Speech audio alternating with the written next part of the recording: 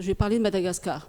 Il y a eu une activité que nous faisons avec une association de femmes qui se battent pour que les femmes malgaches soient plus représentées dans toutes les instances de décision, à la fois électives et nominatives, c'est-à-dire les gouvernements, les parlements, etc.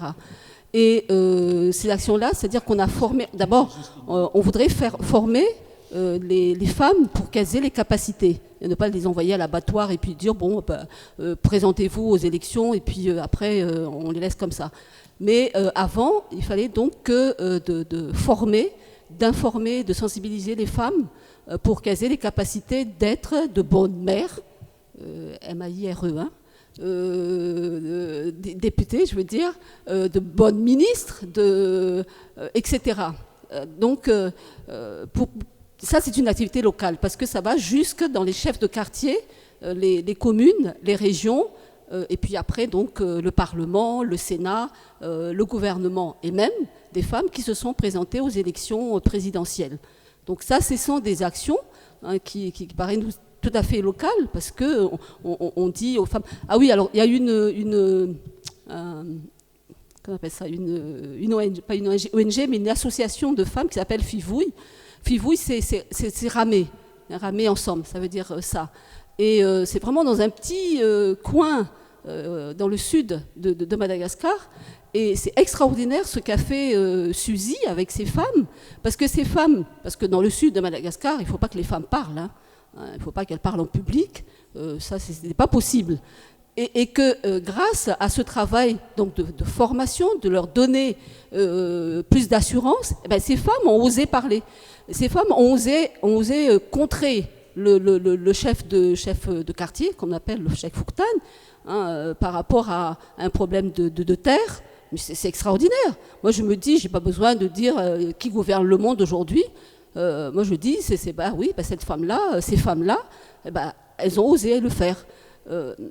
Par exemple, aussi, une action qui me paraît extraordinaire, c'est l'association Areds de Samy.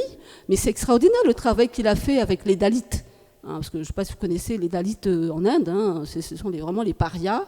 Et d'avoir donné la dignité que ces personnes-là puissent s'exprimer, puissent maintenant retrouver vraiment la capacité d'être reconnues, pour moi, ça, ce sont des actions qui méritent d'être soutenues.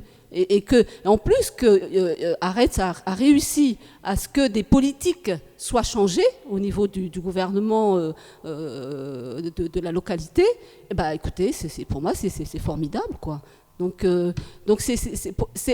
aujourd'hui, c'est pas seulement que les gens aient la capacité et les moyens de survivre, parce que pour moi aujourd'hui la survie, c'est que ces personnes-là aient le pouvoir aussi, parce que c'est une question de pouvoir aujourd'hui. Donc il faut que les petites gens à qui on n'a pas pensé qu'ils étaient capables de pouvoir prendre la parole, de pouvoir proposer, c'est ça. Aujourd'hui, je crois que c'est le monde qu'il faut que nous essayons de construire ensemble et de combattre. Alors le combat se fait à la fois à la base, dans les communautés, mais il faut aussi qu'il y ait une sorte de lien, de relation entre le local et le global.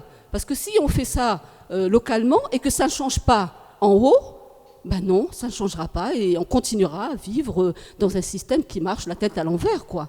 C'est vraiment la tête à l'envers dans ce système dans lequel nous vivons aujourd'hui. Et je pense qu'il faut que, comme dit Stéphane Hessel, il faut qu'on s'indigne. C'est-à-dire qu'il ne faut pas qu'on accepte ce qui n'est pas acceptable, ce qui n'est pas tolérable.